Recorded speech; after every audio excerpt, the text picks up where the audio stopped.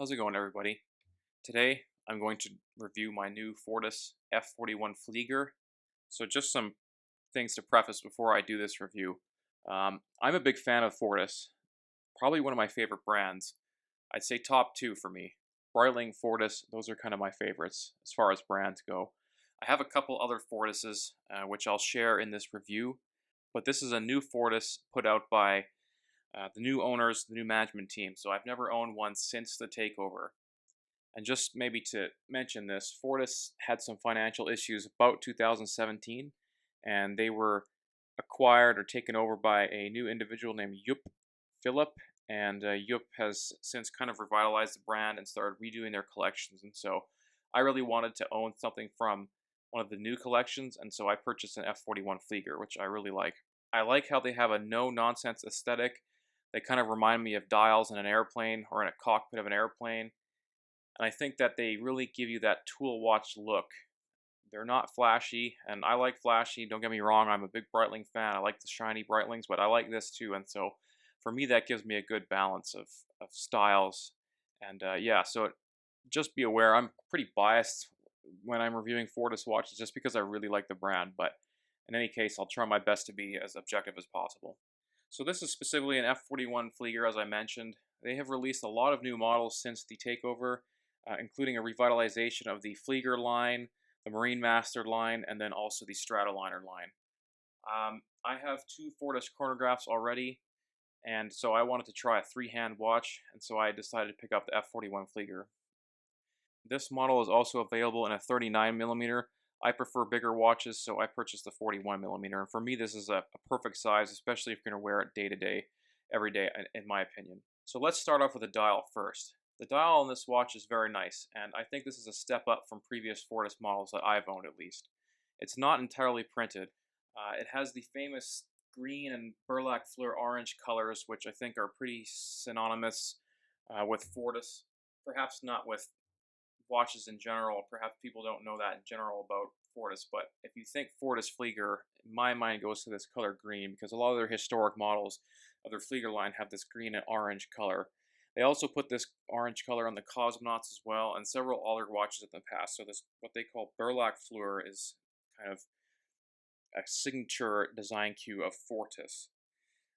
This watch is the first Fortis I've owned that has applied indices. Mine other ones are printed. I know they've done applied in the past with the classic Cosmonauts line and stuff like that. I've never owned those, so this is my first experience. This is what they call the brick track, or bricks track. So this, on the dial, if you can see this, there's an applied sort of ring around the dial, and the indices are sort of loomed bricks. They have loom that goes up off the dial, and so it's not just flat printed. They're kind of a 3D look, and they call those bricks. I think that's an accurate way to describe it. And so, speaking to the loom, it's excellent. I'll put on a quick shot here of the loom. Much better than my older Fortis watches. The loom in this watch is outstanding. Probably one of the better looms I've had out of any Swiss watch, honestly. The rest of the dial is entirely black, flat black color, matte black, with hints of the orange, as I've noted. Fortis Flieger F-41 automatic on the dial. I like how there's the combination of numbers and the indices. I think that's an interesting design cue. The date wheel is color matched black, and there's the burlap fleur orange around it. Very easy to read. I think that's basically what this is designed for. Super practical, and yeah, really easy to read. The hands are coated, powder coated, I guess, or paint coated. I'm not sure how you'd say that. Sword hands. Very easy to read, despite the fact that they're black on a black dial. The green loom on it makes it quite easy. If you notice the orange line up top, that's what they call their synchro line. I think the idea is for pilots to sync up their times correctly. And so this makes it easier to sort of set the time correctly because you can anticipate when to pull the crown when it hits that 12. I'm not a pilot, but you know, if you're setting this watch to a really accurate time down to the second, this is an easy way to pull out the crown and kind of anticipate when it's going to hit the 12. So if anything, you know, fun feature, right? But perhaps not something I'd use in the pilot sense, obviously, but it is fun. The bezel here, as you can see, is a 24-hour bezel. It's concave and it's bidirectional. So concave means that it kind of slopes inwards. This makes it easy to grip. The bezel on the side is a little tall, so the grip is quite large, makes it easy. The clicks are excellent, and yeah, overall, really nice bezel action.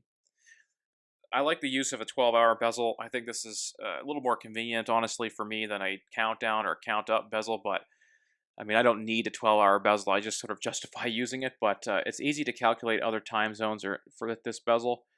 If you travel somewhere and let's say you're trying to calculate a time zone, maybe that's 9 hours ahead, you just put the 9 to the 12 o'clock, and then using the hour hand, that kind of tells you that in that particular time zone, it's 11 o'clock there, whereas it's 2 o'clock here type thing. So that's how that works. I think that's pretty convenient. It's as easy and as convenient to use as an office GMT, at least, assuming your office GMT doesn't have another bezel. So you can calculate 2 time zones, no problem. I don't think it's quite as simple as a traveler's GMT, so it doesn't have that jumping hour. You'll have to adjust the time when you arrive at a new location. But if you're someone who's calculating the time zone somewhere else, like if you're in North America, you're trying to find what time it is in Europe, something like this, I think that that's pretty convenient and pretty easy. So I definitely take this uh, no problem to on vacation or something like that. Super convenient. The case of this watch is a sort of an evolution, I think, of Fortis's B42 case in a way. You can see these older cases here. They are kind of similar design, long lugs with sort of a hooked down lugs. Um, this new one is a bit more refined. It's not as large and the hooks don't go down as far. This is sort of a merger. If you look at older Flieger models, they did not have the B42 case. They differentiated between a Fortis Flieger and then there was the B42 Flieger. I own a B42 Flieger, which is this one here. And yeah, this case is really nice. I think the design of it's a good evolution. The finishing on it is entirely brushed. The whole watch is brushed. There's basically no polishing on it. Finishing is excellent. It's very smooth. I think it's probably one of the better brush finishes I have in this price range. Honestly, like I mean, I really think the finishing is excellent. It's very sort of smooth, if that makes sense. If you look at the lines, the striations, there's not really any thick lines in the polishing or obvious lines. So I think that that's really nice. The back of the case just has a laser engraved propeller with various specifications on there. There's a little slogan on here too that says "Ohne Flieger wäre der Himmel nur Luft." My German, I can speak German actually. I lived there for a period of time and studied a language, but it's my skills dropped. But from what I understand, this basically means, I guess, without the Flieger, there would only be air in the sky, or the sky would only be air, something like this. Probably sounds nicer in German than it does in English, but in any case, nice little Easter egg. Yeah, so the back of the case, fairly standard. Nice, no issues. The way that the bracelet hits the case is nice too, so I think the finishing there is really good. The crown, typical crown, really, it's got no crown guards. I think that's a nice design. I like how, if you look, the Fortis logo is right side up on this one, so that's kind of nice. And overall, I just really like the case. I think it's a nice case. I would suggest that if you are someone with maybe small wrist, go for the 39 millimeter. This one potentially might be a little too large because the lugs are quite long. But that's a typical thing with Fortis watches. If you'd like a Fortis watch with a smaller lugs or less long lugs, the Marine Master is one that to consider. I've tried the new Marine Master on, it's excellent. The bracelet is a Fortis block bracelet. This is a typical style bracelet. My other two Fortis watches are the same. I think that they've upped the quality of this bracelet compared to the older versions. I think it has tighter tolerances. It just feels a little nicer. My oldest Fortis watch is similar to this one, but my Cosmonaut, I think, is made around 2017 or so, and I think that the bracelet on that one is not quite as tight as the new one and the older one. So yeah, this is an excellent bracelet, really comfortable. It doesn't taper. That doesn't bother me personally. I don't really care, honestly, if bracelets taper or not. I got a big wrist, so it doesn't really affect me. But something to note. Each link is individual pieces, little pieces, and so it doesn't quite come apart in the same way as an older Fortis bracelet did, where each little square was like a little piece. This one, the three links are attached to each other, but they articulate completely, which makes it very comfortable. The new Fortis clasp is outstanding. Compared to the old Fortis clasp, this is night and day difference. The old ones were pressed with a friction fit, and they were okay. I think the prices that Fortis was charging back in the day, considering what everyone else had, that's all right. But when we compared them to Oris watches, for example, the clasp of these my older Fortis watches not that great, kind of cheap in the watch. However, this new clasp is really good. It's very well machined. Tolerances are tight. I like how it kind of has this extra piece here, and when the clasp closes, it lines up perfectly. There are two sort of captures on here to have the clasp fastened to, which makes it really great. It doesn't move at all. The adjustable is really nice too. The adjustable clasp is excellent.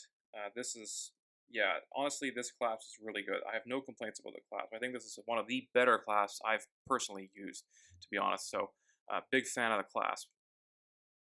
Just a quick note on the movement. This watch has a Sellita SW200. They brand it as their own movement, but it's really not. They say that they regulate it, and it has a Glucidor balance wheel, I think. So tells me it's not just a base grade, it's a little bit higher grade. They claim to regulate them, I believe, a little bit at the Fortis workshop. So this one's running very accurate for me. I've been kind of testing it sort of not strictly throughout the last couple weeks, and yeah, it seems to be about +3 from what I can tell. +2, +3, something like that. So yeah, honestly, it's very accurate, and I don't really buy too much in the cost and all that kind of thing. It's not really something I care about so much, but in any case, the accuracy of it is really good. The movement in itself, everybody knows this movement. It's kind of that, along with the ETA. It's sort of a Toyota Corolla of watch movements in a way. Kind of common, but easy to service and reliable. And perhaps that's what makes them interesting, actually, or the wonder of it is that you can mass produce movements like this that can be reliable for many, many years. So, I'm a fan of these movements. I have a lot of them, and I've never had an issue. So, comfort on the wrist for this watch is excellent. The 41 millimeter version for me is really the ideal size. My older Fortis watches are 42 with chronographs. They're a little bigger. This one is excellent. It's very comfortable. It's very thin. It's comfortable. I don't think this is really a dress type watch. I wouldn't wear it with a suit myself. I mean, I could get away with it, honestly, because I don't think anybody really cares. But yeah, it doesn't really have that dressy aesthetic, but they're certainly not going for that. But in any case, if you're wearing sort of a casual long sleeve shirt, I think this will fit underneath the cuff just fine. The price for this watch is $23.50 USD, and they have increased their prices over the years. Fortis, I think, a bit drastically. Honestly, you used to be able to get Fortises in North America for a bit cheaper than they are now. I think it's easily on par with Oris, Zinn, but it's kind of a Zinn, Oris, Fortis, sort of that price level. And I think, given the price increases with other brands too, I think this is kind of on par. I think some would argue that Fortis does not have the brand equity to charge prices, but I think, if you like it, you like it. I mean, if people say, oh, well, you could just buy a Tudor, that tells me that you're wanting a Tudor already. So I think the price is fine. It's good enough for me. I think the quality stands up to the price, and I'm a fan of the brand. I'm a fanboy, so I mean, hey, I'm willing to justify prices, right? Um, Negatives of this watch, I would say probably a couple. Given my inherent bias, I really find that there's not too many problems with the watch. I really like everything about it. The biggest negative for me was actually adjusting the bracelet. This bracelet has two screws that you have to take out, so you need one screwdriver on one side and one on the other. Fortis includes a Bezel screwdriver for you to use, but you still need another one, so okay, kind of weird, but you have to have another one. However, the biggest negative is the Loctite. This was the hardest bracelet I have ever adjusted ever.